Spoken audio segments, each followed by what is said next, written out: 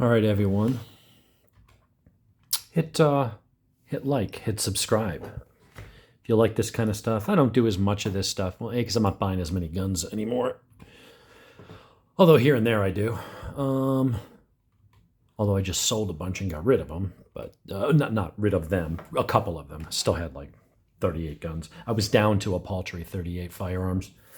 So anyway, there was one that I wanted to add back coming into the summer months. And it's one I've been meaning to try for a while. So we're going to see how I like it. It seems to get great reviews.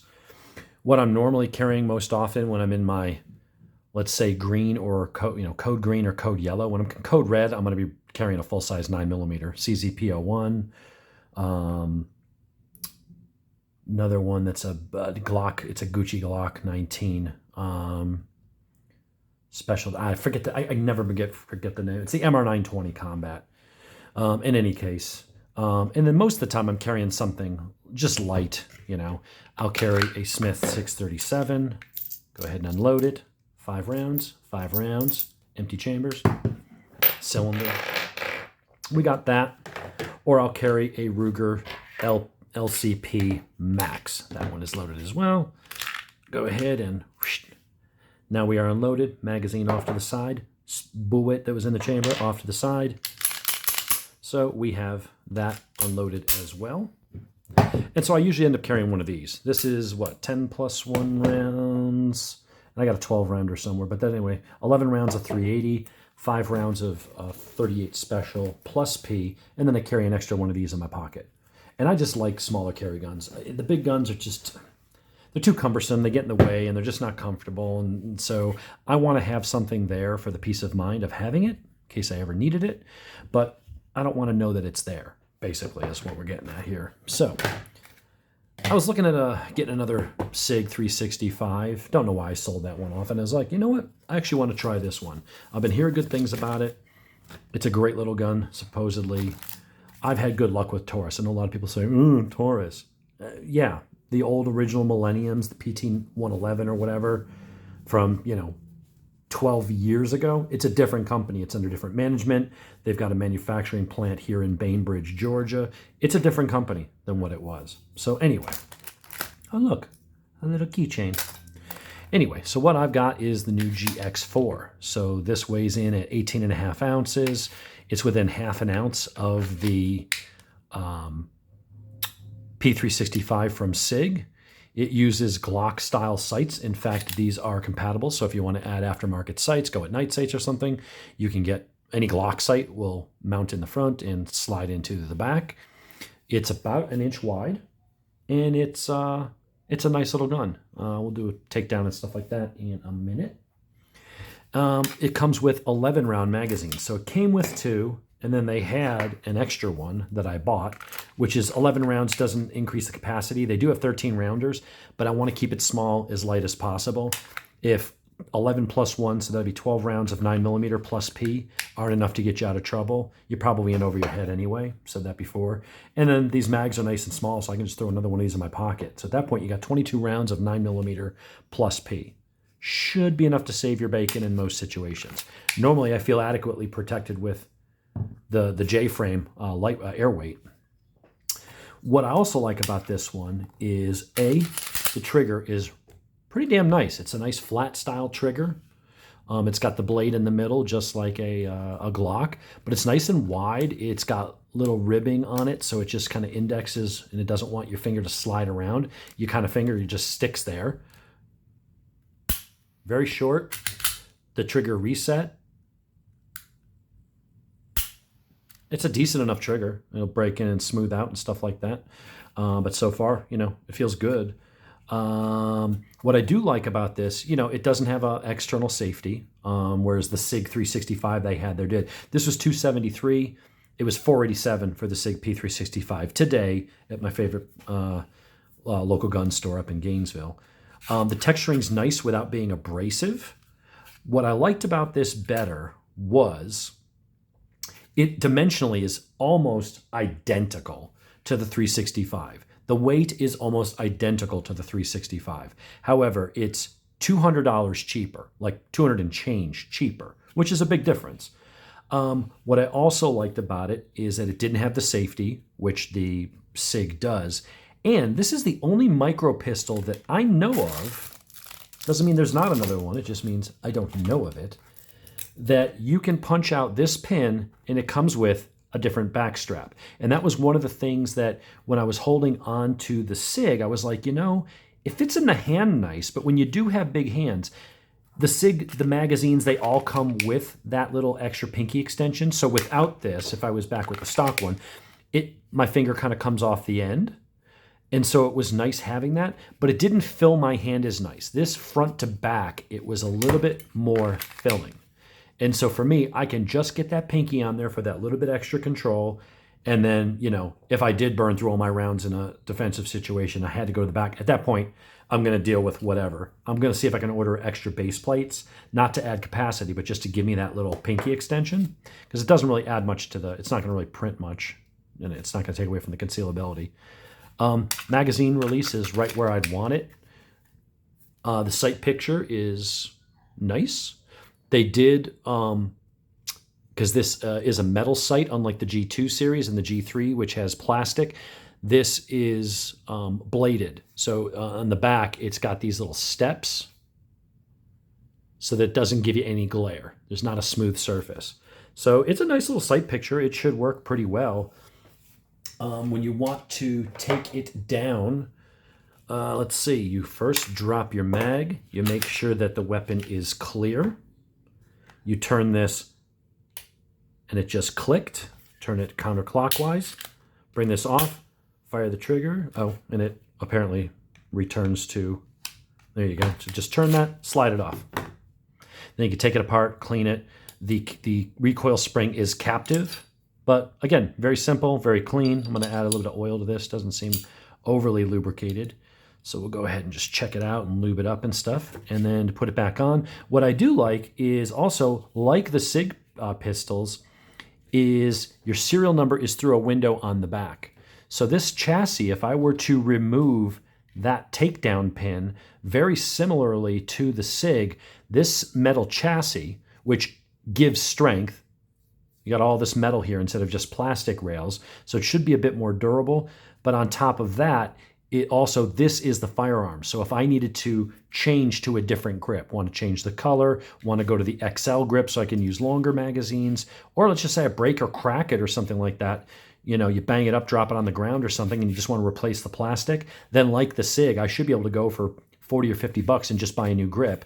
And it's something you can just mail order. It's not the firearm. The firearm is the control unit, which is here, and that pops out just like the Sig.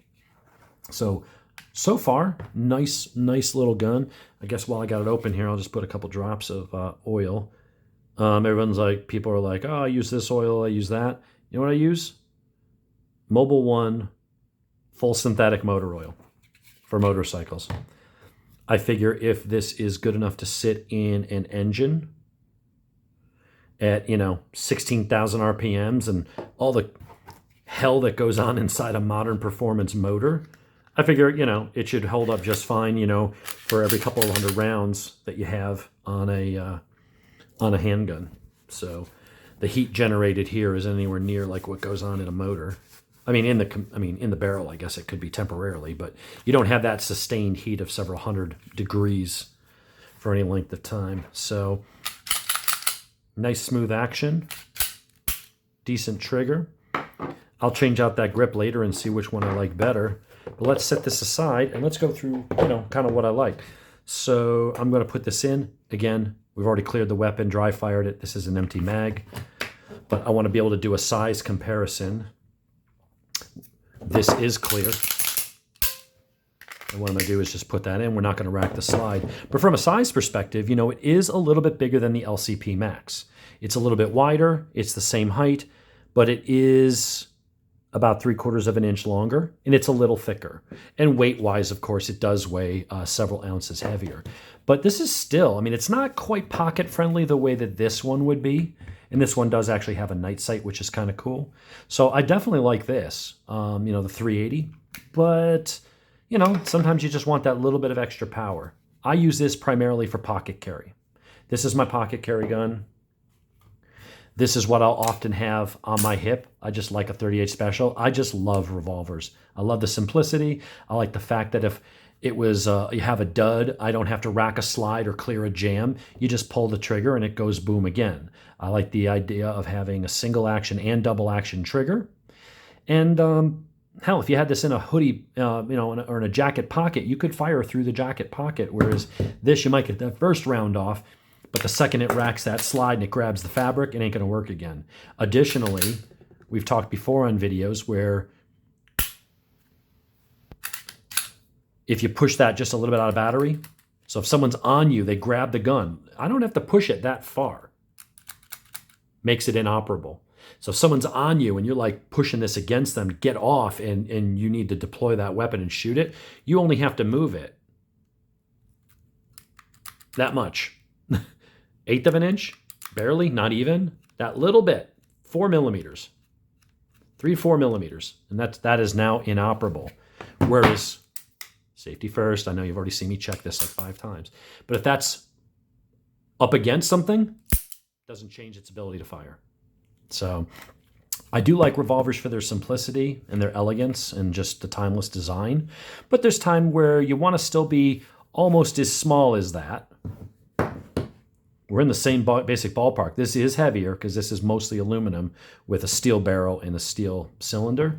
But size-wise, lengthwise, they're roughly the same because of the cylinder width. This is actually somewhat thinner. As far as it printing, it's going to be roughly the same. They're same height here as far as the handle sticking out. So these are very comparably sized. There's back again with the magazine. We're looking at a very comparably sized weapon, but 5 rounds of 38 plus P, 12 rounds of 9mm plus P, which gives you it's at least a third, probably 35-40% more power per bullet when you look at energy versus the 38 Special. I mean, 38 Special will do its job. 380 will do its job. You know, we're not talking about, it's not a 22. And a 38 Special plus P is, adequate firepower, but a 9mm plus P is definitely more. So square trigger guard, I'll have to go ahead and get there's a Bulldog and a couple other companies that make holsters. I figured I have an entire box of old holsters. I'm going to see if I've got one that'll fit. But that's going to be my new, I just want more firepower than the little revolver, the 380.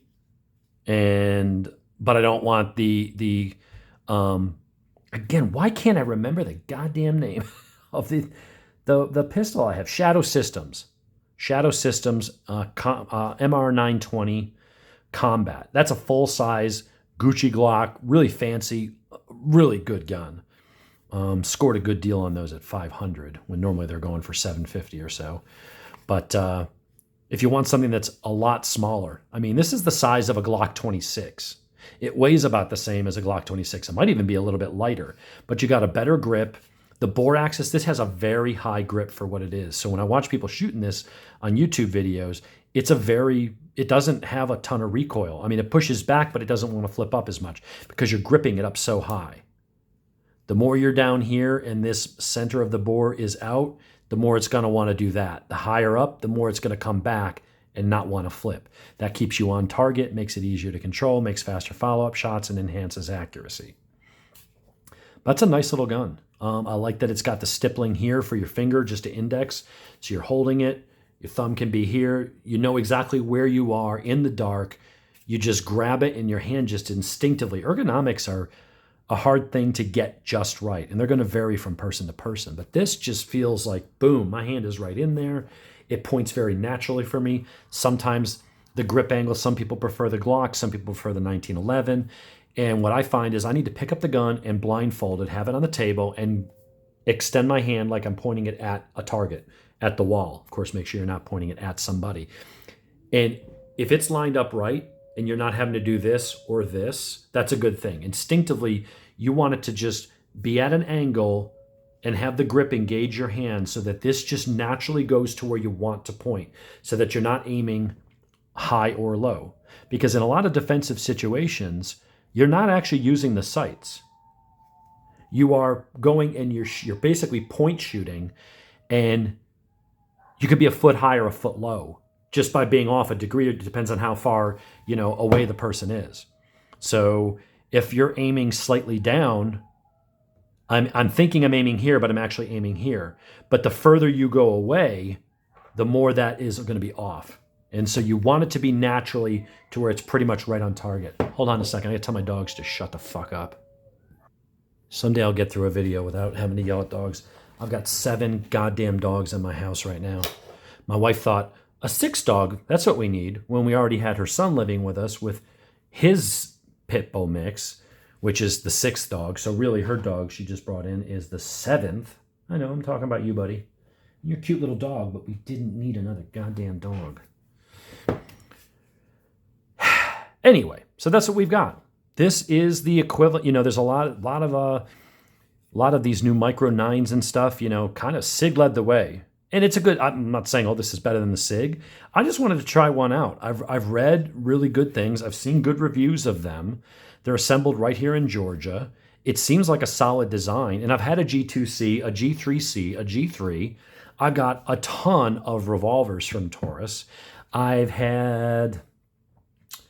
What else have I had from Taurus? I got a Taurus 1911 that's great. I had Taurus PT92. My friend Shane, best friend growing up, he's had one since the, early 90s. It's still running strong. Like, I've had good luck with Taurus. They did have a couple lemons. Oh, the TH9s, the TH9C. Those are great guns. Taurus had a couple lemons back in the day, but their new management, they're even trying to get into the law enforcement market. They're coming out with new, more innovative designs. They've got now a manufacturing and assembly plant here in Bainbridge, Georgia. Taurus has stepped up their games, man. I'm telling you. I've had a really good luck with their stuff over the years, and I've pointed to this like it was a Taurus revolver. I've got a bunch of Taurus revolvers. This is the Smith, obviously, but I don't think you can really go wrong with a Taurus today. Don't go buy a used PT 145 or 111 or the 140. Those original Millennium pistols were very hit or miss. I wouldn't trust one of those. If you got a good one, great. But anything from the G2C, the G series up, excellent. They're excellent value for money. I don't know how they sell them at that price point, but they seem to go through lots of rounds without malfunctions. They seem to be really good guns. I've owned a lot of them and not had issues. So doesn't mean that there isn't somebody out there that has one, or they heard from a friend and, oh, my buddy had a Taurus and it was a piece of shit and I'll never trust him. Yeah, I can only go by what I've had, and I've probably had 20, 25 Taurus handguns over the years, and I've never had issues. They've always been good. They've been reliable. They shot nice. What else do you want out of a gun? That's a fairly good sampling to have at least 24 of them over a 15, 20-year period. Now, again, I didn't have the original Millenniums. I did steer clear of those. But every other gun I've had from them has been great. So problem is, on the internet, you hear one person and then they repeat it, and then they tell 2 people and they tell 2 people. And before you know it, there's a million people talking about how, oh, they're junk, they failed. And meanwhile, most of them probably never even owned a Taurus, let alone had one that failed. That's just the nature of the internet. I can only speak from what I've been dealing with, and they've been awesome. So I'm going to go see if I can find a holster for this. If not, I'll get one off Amazon. I think Bulldog makes a paddle holster. Paddle holsters are my preferred. I don't like having to take my belt on and off. I like being able to just click it in and click it on my belt and then rotate it and pop it off. That's just my preferred mode of carry, unless it's going in a pocket. And then I've got holsters specifically for that. So that's the new GX4. They've got an XL. They've got a Toro version, which is Taurus Optics Ready something or another, that comes with the plates, and it takes like Holosuns and stuff like that. I could have gotten. I don't like optics on a carry gun. I just don't need it. On a hunting gun, on a target gun, on a competition gun, yeah, optics are the way to go. That's the future. On a carry gun that I know I'm going to be within 7, 8, maybe 15 feet, and I'm going to have to use this, I don't care what goddamn optics on there. I'm not even going to be using them.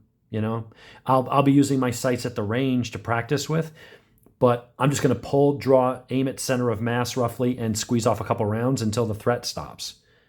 And I just don't like the extra bulk. I don't like the weight. I don't like having to change out batteries. I don't like an extra thing to fail or to snag on my clothing. I just need something to get the job done. And you know what? Something simple like these will do that. These can save your bacon quite easily. So that's all I've got. Wanted to keep it under 20 minutes, and it looks like we're right there. So we'll see you folks later. Got any questions, throw them in the comments, and I'll try to get some shooting video one of these days going to the range. I'm going to go ahead and swap out the back strap and just see which one kind of fills my hand and makes it feel a little bit more secure and ergonomic. But there you have it. From everything I've seen and from what I'm playing with, the fit and finish, it's a nice, I like the DLC coating on the barrel. It's a nice little gun. It's not to like.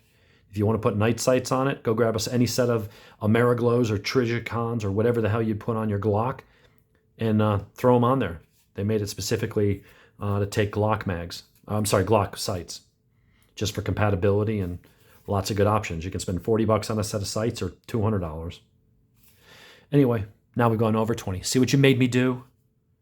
Anyway, folks, we'll talk to you later. Stay tuned for tomorrow for the Dave and Jimmy show. We're going to talk about Women's Day, International Women's Day, and why it's stupid.